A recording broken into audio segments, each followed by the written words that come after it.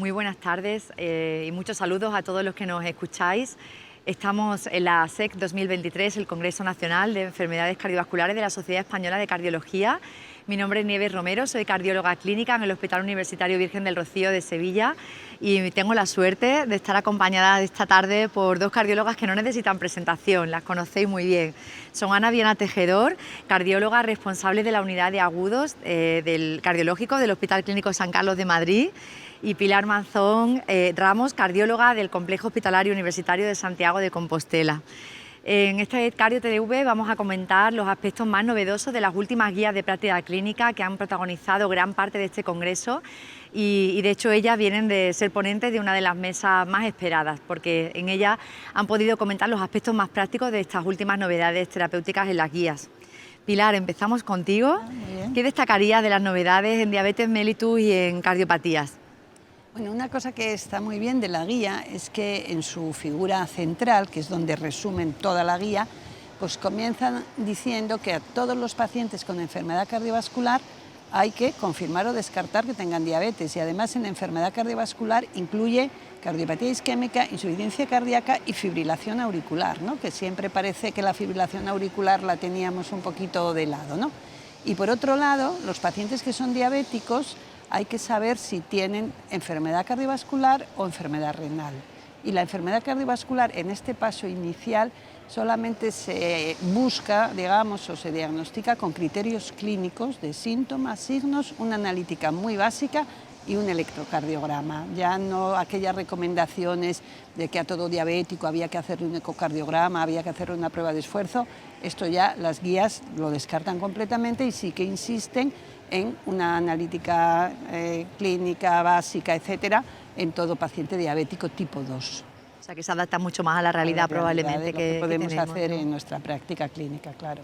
Y con respecto al SCORE 2, ¿hay algo que destacar en estas guías? Sí, la verdad es que yo creo que a mí por lo menos me sorprendió bastante que apareciera este SCORE 2 de diabetes, cuando estamos tan acostumbrados a que los scores habituales el paciente diabético ya ni se incluía porque asumíamos que era un paciente de riesgo o moderado, alto o muy alto, ¿no?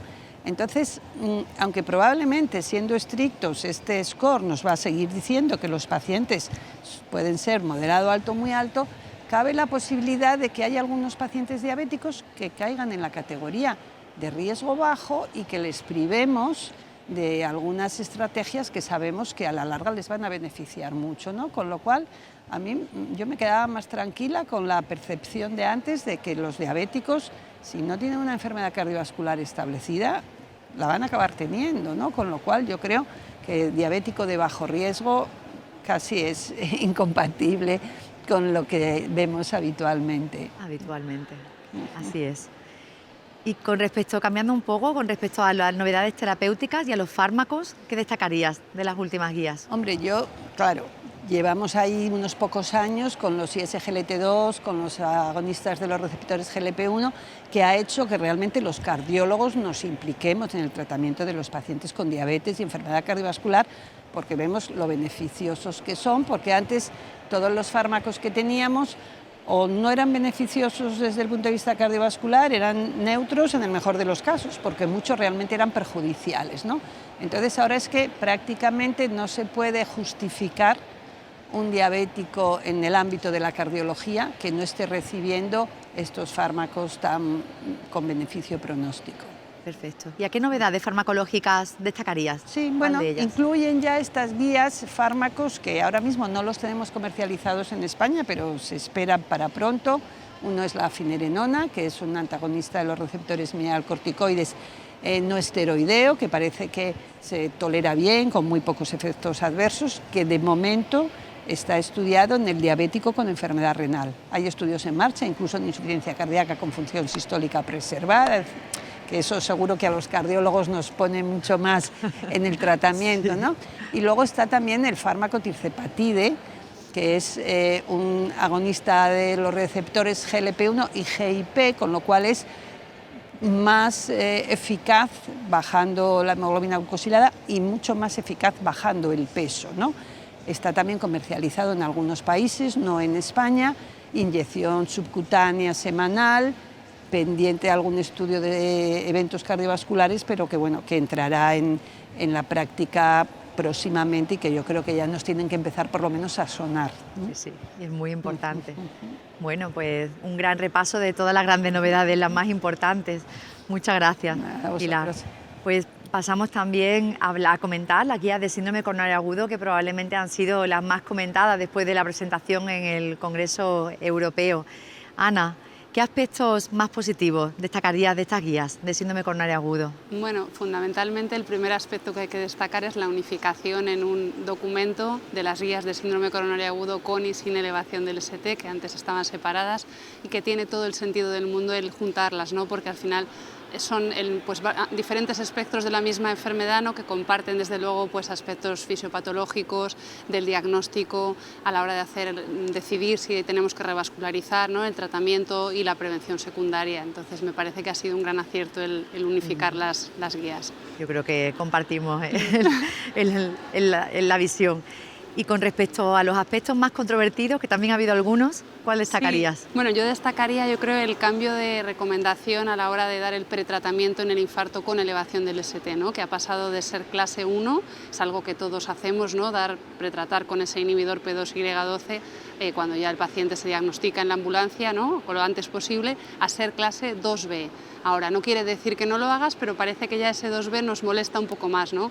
Y a lo mejor aquí sí que puede haber algún cambio, no lo sé cómo va a afectar a nuestra práctica clínica, el que el paciente llegue sin pretratar a la sala de hemodinámica. No sé si va a venir con una mayor carga trombótica, si esto va a influir en una mayor utilización de cangrelor, de inhibidores de la glicoproteína 2B3A y cómo pueda afectar esto a la práctica clínica. A la práctica clínica, incluyendo servicios de urgencias, extrahospitalarios y todo. Muy bien. Otra de las novedades que afecta a la atención extrahospitalaria a veces y también intrahospitalaria, lo hemos comentado estos días, aquella atención a la parada cardíaca que tiene lugar en el contexto del síndrome coronario agudo, y ya hemos pasado a no recomendar siempre la coronariografía, salvo que haya elevación del ST.